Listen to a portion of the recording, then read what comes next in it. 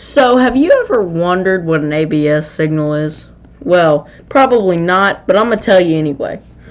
First, you have to know what an ABS signal is. An ABS signal, also known as an automatic block signal, is a piece of signaling in a railroad that divides tracks into blocks between absolute signals. So you'll have one every 2 miles or 3 miles.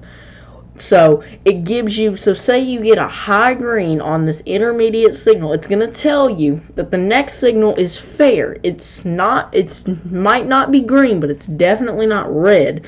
So you can keep going at full speed or whatever the signal is telling you. If the signal was red, it would show a yellow approach. Okay, so I'm going to explain so here's how you can tell what is an ABS signal and what is not. If it has a number plate, letter plate, a P marker, a G marker, or an illuminated S, it is an intermediate or automatic block signal. If it's lacking any of those, it's not. And also, most of CSX's automatic signals are approach lit, so they only light up in the block. So basically what happens, they're dark. This train passes. So I'll give you an example. This signal is called Forest Hills. The next signal behind it is Cuddy, and the next signal north of here is South End Marshville, right? So basically, so a train passes Cuddy. This signal will light up. So say the South End Marshville is green, the signal will light green.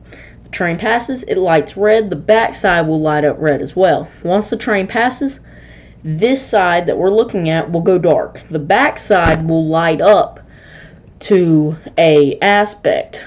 I was here a couple days ago, and it was an approach limited. Yellow over flashing green. Approaching the next signal not exceeding limited speed, 45 miles per hour. So basically, so you have a milepost. You have a point. Once you pass South End Marshville, once the bottom end passes that signal, this signal will go dark.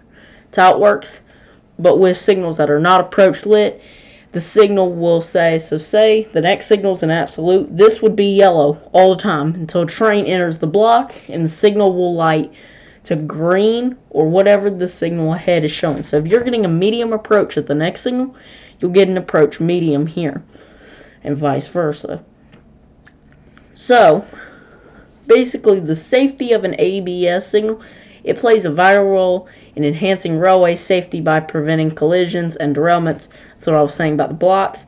So say there's a train in this block, you're going to get red on this signal. But if it's not, because there's no train in the block. These signals are not dispatcher controlled, so they don't show up on ATCS screens or dispatcher screens. They only tell about the next block ahead. So if this signal, you can pass this signal if red, but you gotta reduce to restricted speed, 15 miles an hour or lower.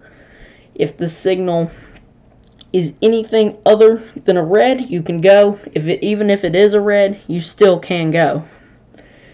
If you pass an absolute signal that's red, it's over. That is an absolute. They call it absolute for a reason.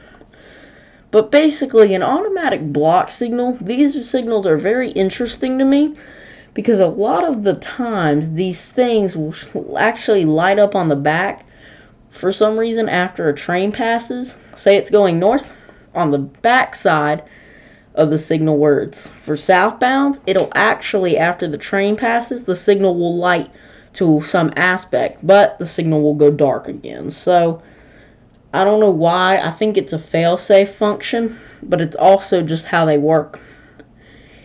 And it shows there's sensors in the rails that will tell the signal to light up, go dark, and vice versa, and other stuff. And then that number plate down there. Let's talk about that number plate for a second. So that number plate says 2984. That coincides with milepost location. We're at milepost 298.42 on the CSX Monroe subdivision. We are just south of We're just west of Marshville and just north of Wingate. This signal is positioned right here, and then South End Marshville is at 295.47. Cuddy is at 301. So that's about a 4-mile difference for southbounds and a 3-mile distance for northbounds. But usually they're 2 miles apart, sometimes they're 3 miles apart, and sometimes can be just as well as 4 miles apart. But it's just split into blocks. So Forest Hills to South End Marshville, that's a block. Cuddy to this signal is a block, etc., etc. It goes on. It's just for efficiency, reliability, and safety. And it helps reduce speed, or reduce collisions, and reduce faultiness. These signals are also powered like automatically. They're ran by sensors in the rail. They're not ran by a dispatcher. They are automatic, and they only tell about track conditions ahead. They do not tell about future signals. They only tell about the next signal ahead. They won't tell you anything else. That's the only reason the crew needs this. But now we've covered an ABS signal, but now we're going to answer, why are they approach lit? I think the reason they're approach lit is not to confuse other, like, maintenance people, like high railers, for example. This is my opinion. I'm not sure if this is actually why, but I think it's to help them out. So if they see, like, say the signal was yellow by default,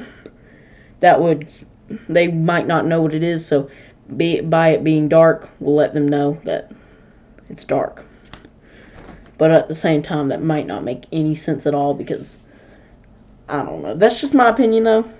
I'm not exactly sure. I'm not sure the reasoning.